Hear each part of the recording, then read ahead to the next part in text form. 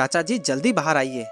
सोहन भैया के घर से उनके चीखने चिल्लाने और तड़पने की आवाज आ रही है। लगता है उन्हें कुछ हो गया है। चलिए हम वहां जाकर देखते हैं कि क्या हुआ है। दादाजी हड़बड़ाकर उठ गए और अपना कुर्ता पहनने लगे। मैं उनके साथ जाने की जिद करने लगी। उन्होंने माँ को आवाज लगाई, बहू रजनी को संभालो, इसे मैं अभी अपने साथ नहीं ले जा सकता। उन्होंने मेरी तरफ देखते हुए कहा, शाम को मैं तुम्हें गांव में सैर कराने ले चलूंगा। दादाजी के जाने के बाद माँ कुछ चिंतित लगी, पर छोटी उम्र के कारण मेरी समझ में कुछ नहीं आया। मैं शाम को सैर की बात सोचकर खुश होकर बाहर खेलने चली गई। तब मेरी उम्र लगभग 12 साल की रही होगी। हर साल की तरह इस बार भी गर्मी की छुट्टियों में हम सब दादाजी के पास आए थे। मैं तो इन छुट्टियों का पूरे साल इंतजार करती थी, क्योंकि एक यही वो समय होता था जब मुझे पढ़ाई से छुटकारा मिल जाता था। गांव पहुंचते ही मेरी मनमानी शुरू हो जाती।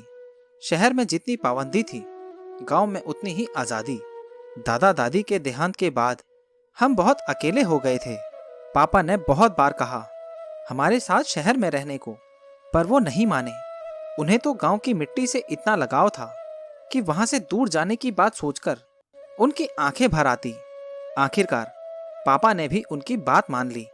हाँ, अब जब भी छुट्टियां होती हम गांव जाने लगे। मुझ में तो दादाजी की जान बसती थी। हर छोटी बड़ी फरमाइश पूरा करते थे। मैं तो अपने आप को बहुत ही लकी मानती हूँ, जिसे इतना प्यार बचपन में मिला है। कई बार तो मेरी वजह से माँ को भी दादाजी की डांट सुननी पड़ती थी। उस दिन दादाजी बहुत देर से घर आए। उनके आते ही माँ ने कहा, आज इतनी देर हो गई आपको, जल्दी खाना खा लेना चाहिए। आपको दवाई खानी होती है। अपनी सेहत के प्रति लापरवाह मत रहिए। दादाजी ने माँ की बातों को अनसुना कर अपने कमरे में जाते जाते कहा, आज मैं खाना नहीं खाऊंगा, भूख नहीं है। माँ उनके पीछे खाना लेकर कमरे में पहुंच खाने की जिद करने लगी। दादाजी को मैंने कभी इतना उदास नहीं देखा था। तबीयत का वास्ता देकर माँ ने जैसे तैसे खाना खिलाया। खाते वक्त ही उन्होंने बताया, दरअसल सोहन की वजह से आज आने में देर हो गई। वो अब इस दुनिया में नहीं रहा। उसने आत्महत्या कर ली। क्यों, क्या वजह थी? उसके पड़ोस में रहने वाले दमन बाबू ने बताया कि कोई प्यार व्यार का चक्कर था, तो इसमें आत्महत्या करने की क्या जरूरत थी? सोहन भैया तो बड़े ही दबंग थे। पूरे इलाके में उनके टक्कर का कोई दूसरा दरोगा नहीं था। फिर ये आत्महत्या, इसी बात का तो अफसोस है। पूरी बात तो मालूम नहीं है, पर लोग कह रहे हैं कुछ दिनों से गांव के पास वाले गांव की कोई नीची जाति की लड़की से उन्हें प्यार हो गया था। दोनों शादी करना चाहते थे, पर सोहन राजपूत था, इसीलिए उसके घर वाले नीची जाति की लड़की को बहू नहीं बनाना चाहते थे।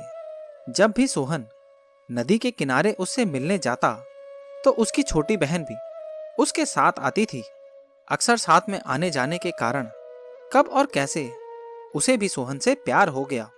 अब तो दोनों बहन उससे शादी करने की जिद करने लगी। सोहन जानता था कि यह संभव नहीं है, फिर भी उसने अपने घर वालों को समझाने की कोशिश की, पर जाति के साथ साथ अब तो 2 बहनों के साथ शादी की बात थी। घर वाले कैसे मानते? घर वालों ने तो उससे बोलना तक बंद कर दिया था। आखिरकार थक हार कर तीनों ने मिलकर सलाह की और इस नतीजे पर पहुंचे कि जीते जी एक ना हो पाए तो एक साथ मरकर एक हो जाएंगे। सोहन समझदार होने के बाद भी ऐसा कदम उठाएगा, किसी ने नहीं सोचा था। आज उसने अपने आप को कमरे में बंद करके जहर खा लिया, पर अंतिम पल बहुत तड़प रहा था। बहू, ये जो हमारी आत्मा है ना, जिस शरीर में रहती है, उसे छोड़ते समय बहुत दुखी होती है। यही सोहन के साथ भी हो रहा था। जब हम सब वहां पहुंचे तो बहुत देर हो गई थी। सोहन हमें छोड़कर जा चुका था। उसने तो आत्महत्या करके अपनी कायरता का परिचय दे दिया, पर साथ में मरने की कसम खाने वाली दोनों बहनों ने उसका साथ नहीं दिया। आज सोहन को यह भी नहीं मालूम कि जिसके लिए उसने आत्महत्या की है, उन लोगों ने उसे धोखा दे दिया है। सोहन के पिता की हालत देखी नहीं जा रही थी। उसकी माँ का रो रो कर बुरा हाल था। बच्चों को ऐसा निर्णय लेने से पहले अपने माता पिता के बारे में जरूर सोच लेना चाहिए। कहते कहते दादाजी की आंखें भर आई। मैं दरवाजे पर खड़ी उनकी बातें सुन रही थी, पर मेरी समझ से परे थी। उम्र बढ़ने के साथ साथ हर बात की परख करनी आ ही जाती है। अब जब भी मैं दादाजी के साथ गांव की सैर करने के लिए निकलती हूँ, तो नुक्कड़ पर सोहन भैया के घर से आती उनकी चीख, वो तड़प मैं महसूस करती हूँ। दोस्तों, ये कहानी आपको कैसी लगी और इस कहानी के बारे में आपकी क्या राय है, नीचे कमेंट बॉक्स में ज़रूर बताना। और अगर अभी तक आपने चैनल को सब्सक्राइब नहीं किया है तो सब्सक्राइब कर लेना।